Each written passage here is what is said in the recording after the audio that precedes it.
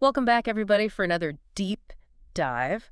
Today, we're going deep into the Thesignofthefour, and we're going to kind of explore I guess the interesting dynamics between Sherlock Holmes and his partner in crime, Dr. Watson. It's fascinating how complex their relationship really is, beyond just solving crimes together. Yeah. There are layers to their partnership that really make them stand out, as an unforgettable duo. Right. So we start off right away with this cocaine use. Right out of the gate. Yeah.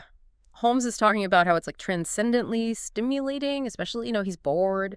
He doesn't like routine, doesn't like things that are dull. And this is kind of his fuel to keep his mind going. That aversion to routine, I think, really says a lot about his personality. His mind it's like this high-powered engine that needs constant fuel. And unfortunately, he sees cocaine as the fuel that he needs. And you can almost feel Watson, I think, both as a doctor and as a friend, kind of cringing internally. Like he's really concerned about the potential harm to Holmes's health. But at the same time, he understands that challenging Holmes directly might be like, trying to stop a runaway train. Right. It's that careful line that he has to walk. He admires him, he admires his intellect. But at the same time, it's like, oh, this could lead to a very bad end. How many times do you think Watson kind of has to bite his tongue throughout these stories? Oh, I'd say quite a few. Yeah. And then we have that great part where Holmes just totally slams Watson's writing of A Study in Scarlet. That's got to sting a little bit, right? Yeah. I mean, you write a whole book trying to make him look good, showing his genius to the world, and then he just kind of picks it apart and says it's too romantic and not scientific enough. That's got to hurt your ego a bit. I don't know. I see a little bit of admiration maybe mixed in with that frustration on Watson's part. He's clearly fascinated by Holmes's dedication to logic, even if it does come across as a little bit arrogant at times. It makes it so interesting, their dynamic, because he's that moral compass trying to ground him. But then there's the watch. So Watson brings in his brother's old pocket watch, and he thinks, oh, okay, I got him now.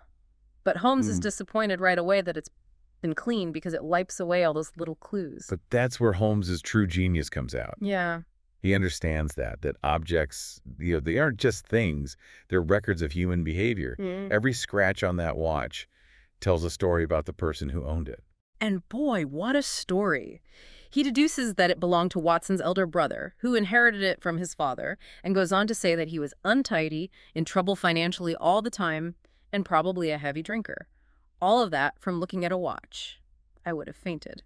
Put yourself in Watson's shoes for a second. I mean, you've seen Holmes in action before, right? Yeah. But this is something else.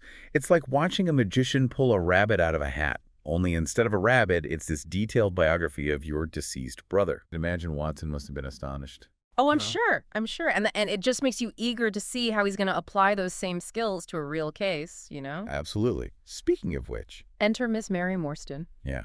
And with her, a mystery that takes Holmes and Watson on, this thrilling adventure. Yeah. So tell me a little bit about Miss Morstan. Sure. So her father vanished years ago.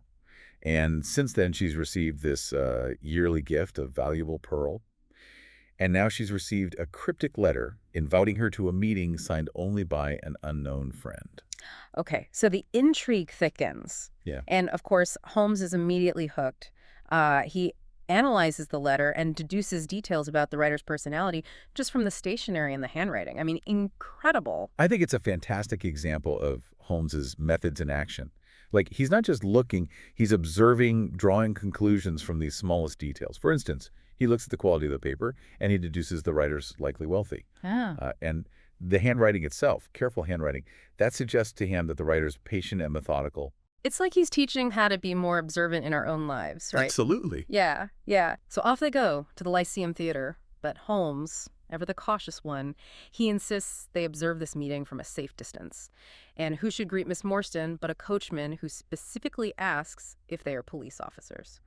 Which just adds another layer to the intrigue, doesn't it? Absolutely. Someone is going to great lengths to keep this whole thing under wraps. It makes you wonder about the stakes involved. What's so valuable, so dangerous, that it requires this level of secrecy. And that's where the journey to Thaddeus Sholto's home comes in. So Thaddeus reveals this connection between his father, Major Sholto, and Miss Morstan's missing father.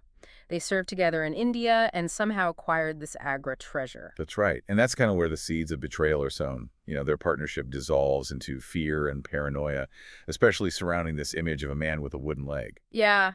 This whole detail about the wooden-legged man, it's so fascinating. It becomes this recurring motif throughout the story. It does. It's like a shadow hanging over everything. Mm. And think about it. How does this information add depth to the mystery?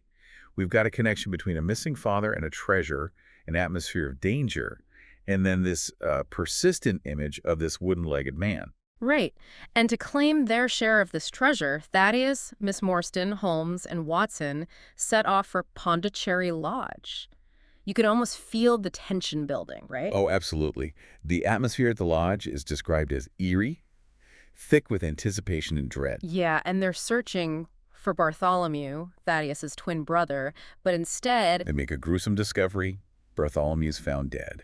Dead. And there, near the body, this message, the sign of the four. So we go from a mystery to a murder investigation. Exactly. Okay, so Holmes naturally is in his element now, right? Right. He immediately starts examining this locked room, carefully studying all the evidence, footprints, a missing rope, even a poisoned thorn. It's fascinating to see that systematic approach that Holmes is famous for.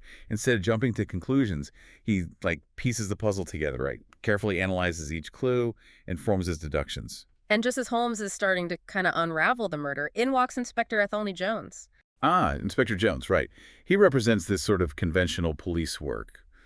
Quick to suspect Thaddeus, focusing on the most obvious solution rather than the most logical one. Such a stark contrast to Holmes's unique approach. Right. It really highlights how differently they approach a case. And in a brilliant move, Holmes decides to use Toby, the dog, to follow a scent of creosote. Right. And this leads them to the river and a barrel with the same distinct smell. Classic Holmes, right. Using these unconventional methods. I mean, who would have thought to use a dog's sense of smell to uncover a crucial clue? Yeah. And through a series of deductions, including this conversation with Mrs. Smith, the boatman's wife, Holmes determines that the murderer escaped using the river, likely aided by someone with a wooden leg. Oh, the pieces are starting to fall into place, wouldn't you say? Definitely. Feels like we're on the edge of a major breakthrough. Oh, we are. And that breakthrough comes in the form of this thrilling chase down the River Thames. And the excitement builds as Holmes, Watson, and Jones close in on their suspects, Jonathan Small and his accomplice. Yeah, this is where the action really ramps up. The scene is described as incredibly dramatic. Small's accomplice actually falls into the Thames at one point. Right. And that detail about the accomplice is important, too. He's described as being incredibly small and having a unique appearance, which will become relevant later. But for now, the focus is on Small, who, because of his wooden leg, gets stuck in the mud and is finally captured. Okay. So justice is being served. And we get Small's confession. He tells all about the Agra treasure, his years of imprisonment in the Andamans, and his thirst for revenge against Major Sholto, who betrayed him. Such a crucial part of the story, right? Small explains how he and these three fellow prisoners made a pact with Major Sholto while they were in the Andamans. They gave Sholto a map to this hidden treasure in exchange for their freedom and a share of the riches. So it was a deal born out of desperation, a glimmer of hope in a very dark place. It was. But as Small reveals, Sholto betrayed them, kept the treasure for himself, and basically left them to rot in prison. Wow. And that betrayal becomes the fuel for Small's vengeance. Absolutely. He becomes obsessed with righting the wrong that was done to him, reclaiming what he believes is rightfully his, and punishing Sholto for his treachery. Kind of a morally complex situation, isn't it? It is. I mean, on the one hand, you have these convicts who did commit crimes, but they were also exploited and betrayed by someone in a position of authority. Right. So Small carefully plans his revenge. It's interesting how he doesn't act rashly. He waits, observing Sholto from afar, learning his routines, biding his time. It shows Small's intelligence and patience. He's not just driven by blind rage. He's methodical, resourceful. And then fate intervenes with the news that the treasure has been found. It's like the perfect opportunity for Small to finally enact his plan. Yeah. He enlists the help of Tonga, his devoted accomplice from the Andamans, and they infiltrate Pondicherry Lodge, which leads us back to the murder. It's important to note the dynamic between Small and Tonga. Small's the strategist, the planner, while Tonga is the muscle, the fierce, loyal executioner. Right, it's a partnership forged through hardship and shared experiences in the Andamans. Definitely. Their bond runs deep. But even Small is surprised by Tonga's brutality when Bartholomew is killed. The footprints, the poison, it all fits together. It does. Small describes how he and Tonga broke into the house, how Tonga used that poison thorn to kill Bartholomew, and how they lowered the treasure chest to the ground and escaped. But if they already had the treasure, why bother framing Thaddeus? Remember, revenge is just as important to Small as the treasure. He wants the Sholto family to suffer. Framing Thaddeus achieves two things. It punishes the family and throws suspicion off of Small and Tonga. It's a pretty twisted plan, but it doesn't seem like it worked out perfectly in the end. What happens when they finally open the treasure chest? Ah, that's where the final twist comes in. They open the chest and it's empty. The pearls, the things they've been chasing for so long, are gone. Holmes, always the sharp one, figures out that Tonga must have taken them before jumping into the Thames to his death. So in the end, after all that scheming, they got nothing.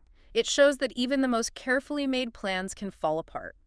And it reminds us that revenge, driven by anger and resentment, rarely brings true peace. Right. But what about Miss Morstan? What happens to her now that the treasure is gone? Well, the case is closed, the truth is out, and Watson returns to Miss Morstan. She's obviously relieved and thankful for what they did. And Watson, he confesses his love for her. He admits he was hesitant before because of the potential wealth she might have inherited. But now that the treasure is gone, their love can grow without the shadow of greed hanging over it. It's a sweet ending, wouldn't you say? A testament to the power of love and connection, even in the face of betrayal and loss. It is. It reminds us that the most valuable treasures aren't things, but the bonds we share with other people. As we wrap up our deep dive into Thesignofthefour, we're left with a sense of closure, but also a lingering curiosity. We've seen Sherlock Holmes' amazing mind, Dr. Watson's unwavering loyalty, and the twists and turns of a mystery that spans continents. We've touched upon themes of justice, revenge, and the enduring strength of human relationships. And we hope this deep dive has sparked your own curiosity to explore the world of Sherlock Holmes further. What surprised you? What questions do you still have? The possibilities are endless, and there's always something new to discover.